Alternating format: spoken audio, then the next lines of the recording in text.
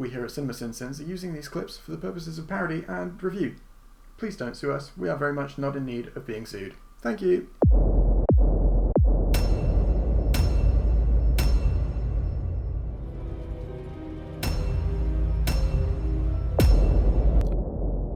The implication that this movie has anything wrong with it at all and is anything short of complete and utter perfection.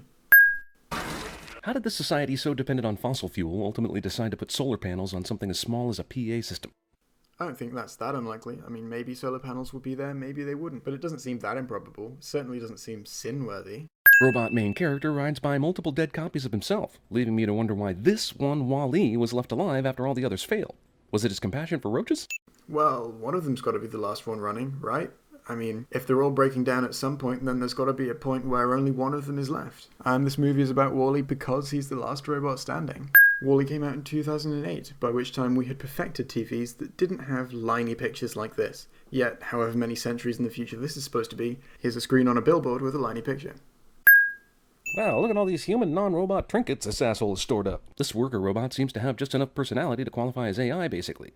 He has a favorite movie, obsesses about cleanliness, collects trinkets, and crushes on a girl robot. They should have called this movie AI and saved about 3 letters and a dash. Why is it that you think titles need to be short? Maybe I'm alone on this, but when I'm coming up with a title for something, one of my lowest priorities would be minimizing letters and characters.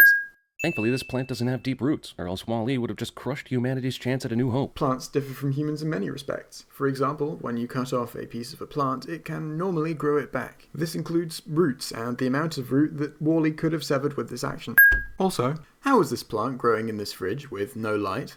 We find out later that this red light is from a spaceship that has many red lights, so how did this one escape and have a mind of its own? Because if all of these lasers mounted on the ship aren't facing parallel to each other, then the ship moving closer to or further away from something that the lasers are hitting is going to result in the lasers moving relative to each other. How does he even know she's a girl robot? Or is this movie pushing a much stronger sexual equality message than I realized? I mean, gay or straight, basically he falls for her based on looks, on pure design, without hearing her say one word. So Wall-E is kind of a sexist dick, if you think about it. Jeremy is implying here that Wall-E is acting in a sexist way to something that he does not know the sex of. Also, robots don't have sexes. Eve shoots some sort of plasma ray that causes a mushroom cloud, and Wall-E survives it. Jeremy sends cartoon physics in a cartoon. I get the joke, cockroaches are unkillable, but where are the millions of other cockroaches if that's the case? Maybe they exist in this movie's continuity but aren't in shot? Wait, if Wall-E's down here, why is this magnet crane even moving? I'm serious. This might be the biggest mystery of the entire goddamn movie. Jeremy sends cartoon physics in a cartoon number 2.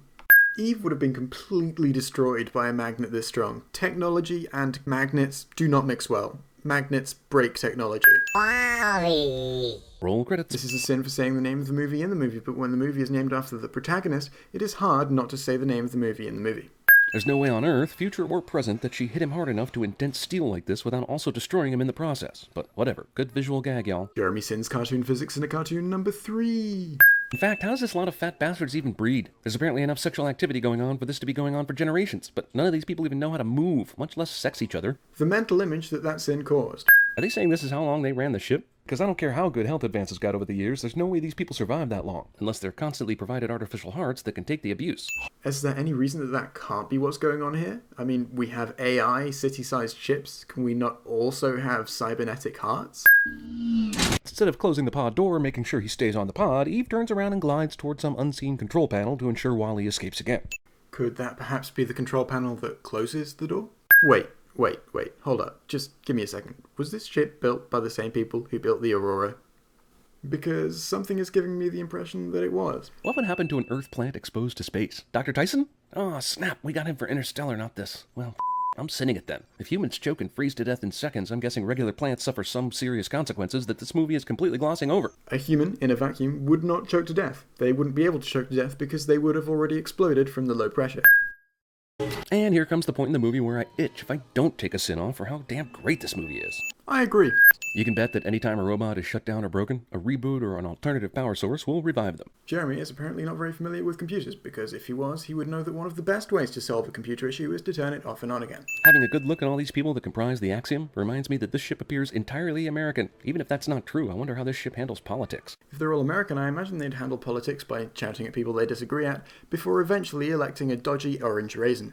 You may have forgotten by this point, due to all the adventure and action that has occurred since we last really saw him, that Wall-E can barely move because a motherboard inside him is damaged. But I guess the power of Roboners can give you strength in certain situations. Roboners. When Wall-E appears for a mini end credit sequence, he changes the Pixar lamp's light bulb, replacing it with a CFL bulb to be more environmentally friendly. But when Pixar returns next year with Toy Story 3, that asshole has his old environmentally wasteful bulb back in. So, shouldn't this be a sin for Toy Story 3? Clearly, there's been some kind of mistake here. That sin total says 79, but 79 is a number larger than 0, so clearly that can't be right. It's time to pick one final bone with this movie, a sin that Jeremy missed.